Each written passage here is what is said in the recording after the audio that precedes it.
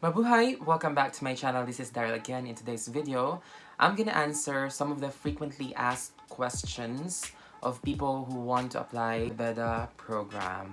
Yes, girl. If you're new to my channel, let me introduce myself. Yo soy Daryll, yo soy Filipino, y vivo aquí en Madrid. Biglang Spanish ka, girl!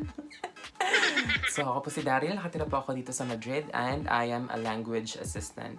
I previously worked in the ministry program for 3 years and then after that, I shifted to the BEDA program, which is a concertado.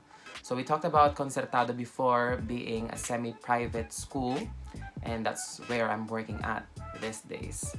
So guys, if you're new to my channel, like this video. If you feel like you want to have more content related to this in the future, let's just get right into the video.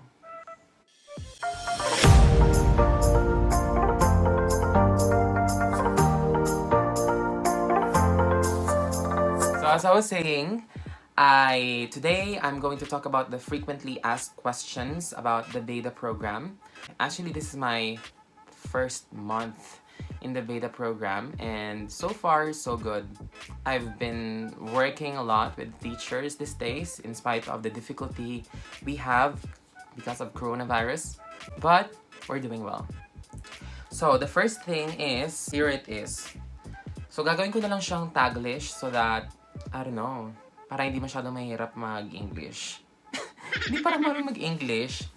So most of the time, I'm gonna switch from English to Filipino just because I feel like doing that, girl. Yeah. So when does the application period start? Yung BEDA program application, if I'm not mistaken, they start around November. But yeah, so from November until February, I think. So nag-start siya from November to February.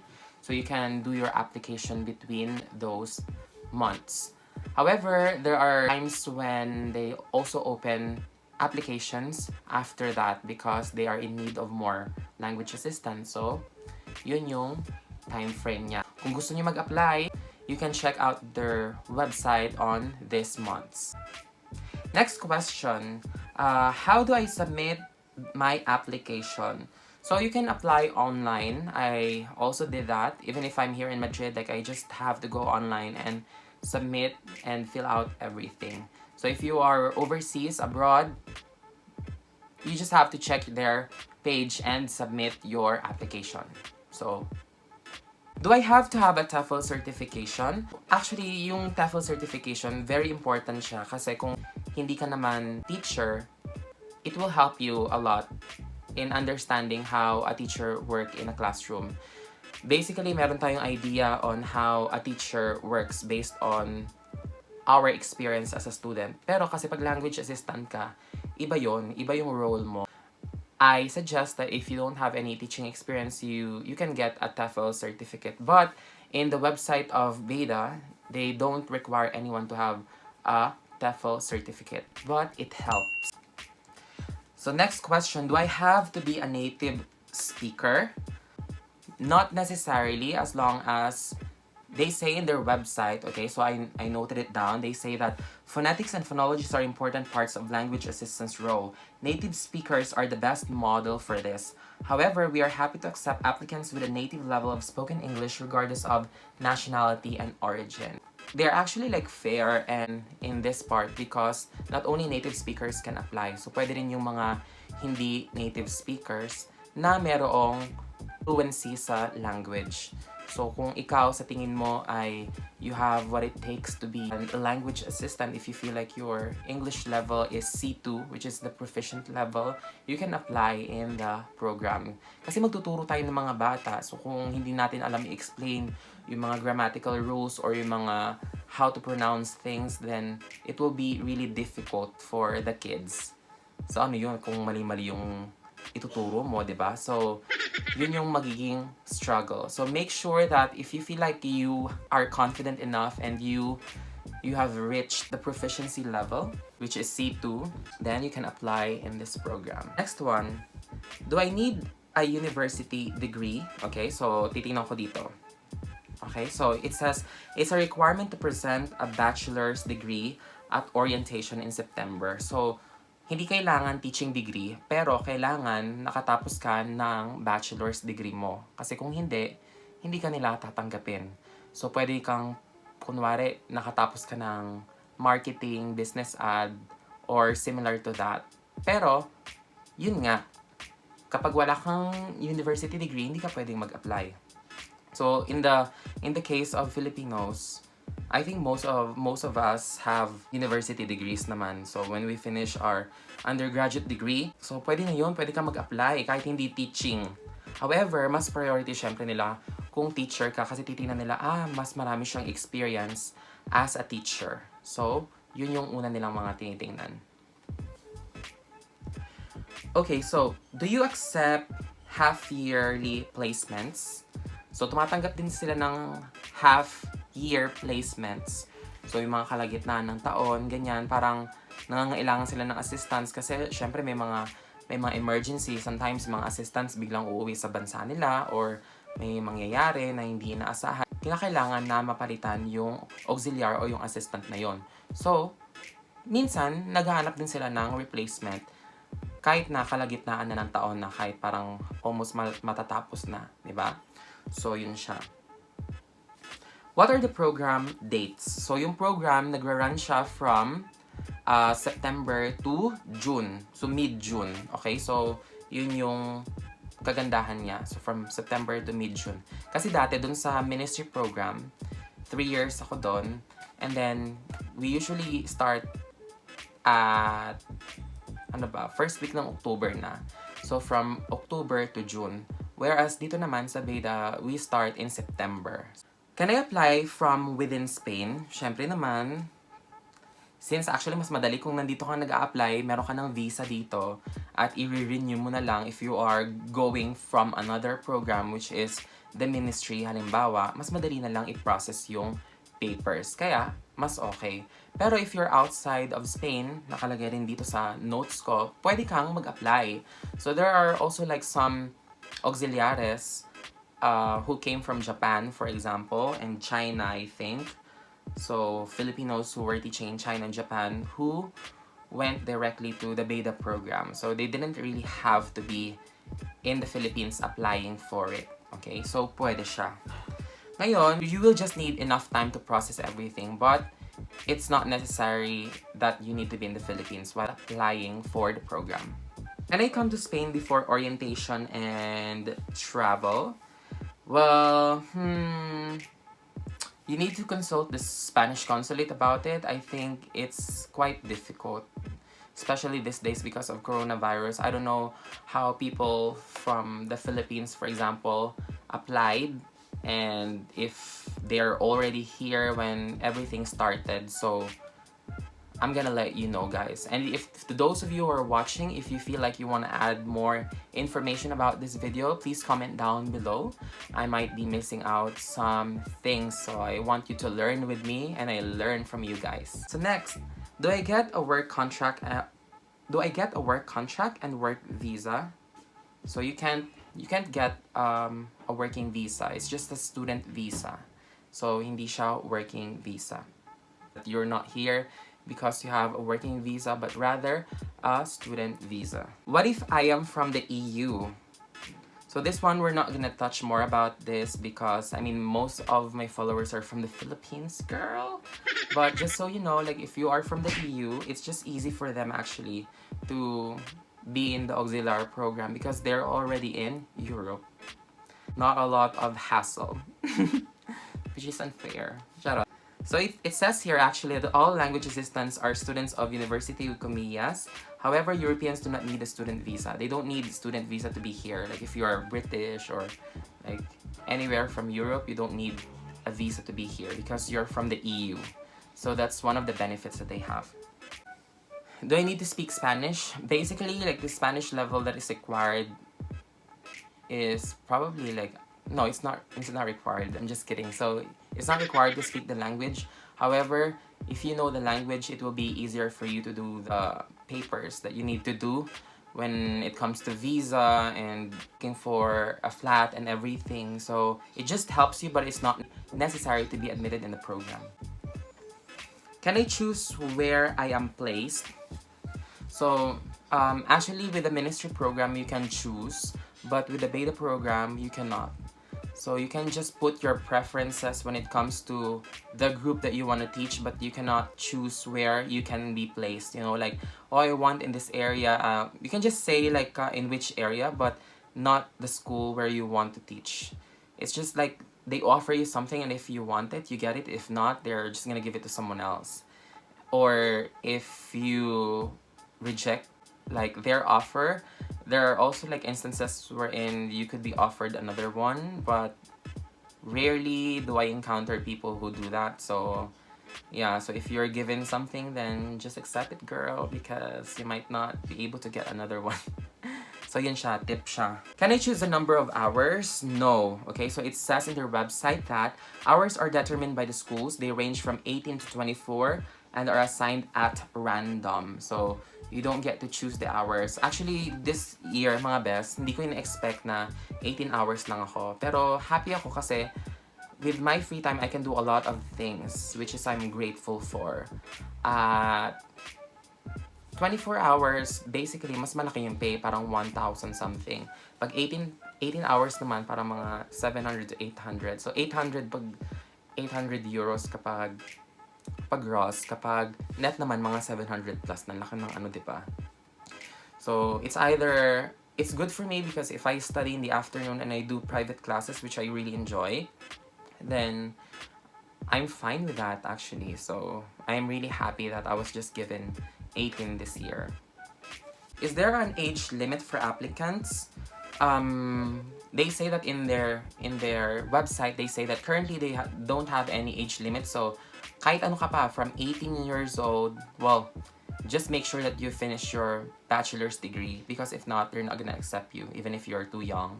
So make sure that you finish your bachelor's degree, and you can be like 40, 50, 60, girl. If you want, you can do the job. Char. So yun, kahit matanda ka na, push mo ilaban, di ba? So what is next after I submit my application? So after that, they're gonna contact you for an interview, usually via Skype. Actually, nung nag-apply ako, akala nila parang nasa abroad ako. Hindi nila alam, nandito sa Madrid. Parang Skype interview pa nila ako, nandito ako. Tapos naloka ako, parang hindi nyo alam na nandito ako, I put it in my application kung saan ako nakatira, di ba? So, medyo naloka ako dun sa part na yon. So, nangyayari siya kapag nag-apply ka mga November, mga December, between December and April, ayan, mabibigyan ka na nila ng appointment for your interview. Do I have to pay anything for the university course? So, kapag BEDA ka, enrolled ka sa university nila, parang methodology in teaching English. Keme-keme, ganyan. Tapos, nag-auxiliar ka. So, actually, yung course nila, ginagawa namin siya kapag gabi, which is like twice, minsan more than twice a week. So, ganun yung courses nila online naman these days dahil nga sa coronavirus. And you have to pay 175 euros non-refundable enrollment fee upon acceptance into the program. So, yun, nagbayad ako ng 175, guys. Magkano yun in pesos? Siguro almost, ano ba yan? Basta less than 10,000. Yun na lang. Okay? Which is hindi na masama, di ba? When are the university classes? So here, ito yung sinabi nila. Classes are usually during the week after school. Exemption of a few Saturdays during the year. Minsan, they are not every week. So meron siyang around 15 classes from September to March. Limitan siya ay ginagawa sa first half ng year. Karamihan ng mga classes na yon. On average, 2 per month. So ngayon lahat naging Zoom classes na, minsan Google Meet. So yun yung ginagawa namin these days. So what do we study? Kasi diba enrolled ka, so like meron kang specialist course for 2 years, okay, sa program. So ang tawag sa kanya, kurso de metodolohiya. So yung mga methodologies in teaching, ganon, like evaluation. And then after 2 years in the program, you can go on to complete another 2-year course, which is Innovación Educativa en el área de lengua extranjera Ingles. So, kung gusto mo pang magpatuloy after 2 years mo, you can also do that. How long can I stay in the program? Maximum of 4 years in total. So, after 4 years, bye-bye na. You can look for your own work, girl. Basically. So, ganun siya. So, after 2 years, pwede ka na maglipat sa ibang school kung gusto mo pang magpatuloy sa program. Do you cover the cost of our travel and visa? No. Ikaw lahat yun, Bea. So, if you're coming from Japan, China, Philippines, Vietnam, or anywhere, you have to cover it for yourself. Do you provide accommodation? No. Do you help us with TNIE? Yeah. They always help us with the TNIE. They send us a lot of documents that we can present in our embassies.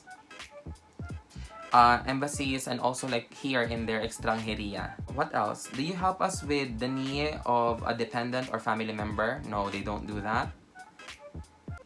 When will I be assigned to my school? So normally June siya. June, they assign people in June. So yun. When should I contact my school? So, kukontak mo siya. Actually, sinabi sa akin parang after, like siguro yan, before I come to school, I should contact my coordinator to welcome us and also give us information about the school and things around the school. Can I be placed at more than one school? So, oo, pwede kang ma-place sa more than one school kasi may kakilala ako. Nasa dalawang school siya naka-assign. So, kunyari, PTH, nandito siya sa school na to, sa MWF naman, nasa isang school, which is Haggard, kasi kailangan mo i-coordinate yon. Luckily, I'm just assigned in one school, so it's not so difficult for me. So it's not really difficult for me to travel because I'm just in one school, so isang coordination lang lahat. Can I work outside my hours in the school? Okay, so kapag member ka ng EU, kung European ka, syempre pwede. Pero pag non-EU citizen, hindi ka pinipermit na magkaroon ng ibang job pa. Kasi nga, student visa lang yung meron tayo. Okay, so mahirap siya. Mahirap siyang gawin. Pero pwede siya yung kunwari, magbibigay ka ng private classes sa mga bata or sa mga kakilala mo lang. Tapos, yun nga lang, I mean, hindi naman siya cover. So, pwede mo siyang gawin. Okay, pero yung maghanap ka talaga ng work na bibigay ka ng mga papers, keme-keme, parang mas mahirap siya. What should I do prior to my arrival? So, you need to apply for a student visa, basically. Okay? Kung hindi ka European or kung wala kang dual citizenship, diba? When should I arrive in Madrid? You should arrive in Madrid a couple of days before the orientation starts. Where should I look for accommodation? Okay, so actually yung school mo, they can help you or they can suggest you things about accommodation, but most of the time, minsan, ikaw na lang din maghahanap talaga ng accommodation mo kung saan malapit doon. So, you should be a member of the Auxiliares de Conversación Filipinas. Currently, we have 2 Facebook groups. So, if you wanna join one of these groups, then you are really welcome and you can ask questions. But before you ask questions, make sure use the search button and look for the similar question that you have in mind. So, hindi na siya uulitin lagi. When are the holidays? So, maraming holidays. Meron silang calendar every year. So, kung gusto nyong alamin kung anong holidays nila every year, like every month, kung anong mga holidays na yan, you should check the calendar. So, you know when you can travel, which I really like, by the way. But because of COVID, we cannot be traveling around. So, kasad. Will I know my schedule in advance? No. The school will decide on that because, you know, they have their own rules and sometimes some schools are really fast about it, some are not. So, we should be really patient. Do I need to open a Spanish bank account? Yes, you need a Spanish bank account, as they say, because that's where they're gonna put your money. Do I need to provide background check? Yes, all EU and non-EU citizens. So, pa sa mga Filipino, NBI lang yan, mga beso. Don't forget to do that. Mga background check, NBI lang yan. Will I be covered by medical insurance? Yes, definitely. In Spain, it's one of those countries in Europe where they provide a very nice coverage of health insurance. So, rest assured that you'll be safe here, you'll be treated here no matter what during the year. Kaya maganda siyang program. And lastly, I have other commitments that may affect the length of my placement or the hours that I can participate. To whom and when should I relay this information? Okay, so please include any information that may affect your placement, okay? And in your cover letter and mention it during the interview. So kung meron kayong mga concerns na meron kayong ganito, ganyan, you should always include that in your cover letter, so they can analyze where they can put you depending on your needs, and also if they wanna hire you, definitely. So guys, I hope that you learned something from our video today. I know that it's quite long. I'm so sorry. But I hope that you learned something. These are some of the most requested questions that people ask on the page. And if you have more questions and if you have more comments, then write it down below. And I'm gonna answer them, or probably some of my followers can answer them too. Thank you so much for watching, and I'm gonna see you soon. Ciao!